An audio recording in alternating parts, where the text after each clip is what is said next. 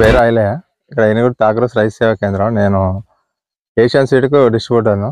ఇక్కడ వచ్చేసి నా దగ్గర రైతులు మాలి దేవేందర్ అని గుట్లకొండ విలేజ్‌లా వచ్చిండు. మన దగ్గరికి వస్తాడు. గత 3 సంవత్సరాల నుంచి వస్తా ఉంటాడు. పత్తి విత్తనాలు ఏది ఉంటే అదే తీసుకెళ్తాడు.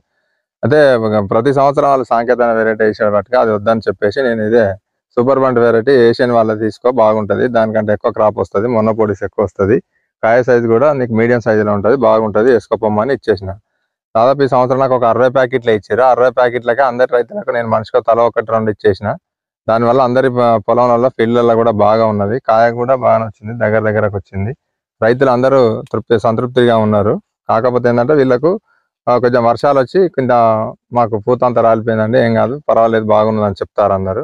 పత్తి తీయడం కూడా 5 నుంచి 4 వచ్చాలన్నది చాలా ఈజీగా వస్తుంది. ఇట్లా తీస్తా అంటే కూడా బాగా ఉన్నది.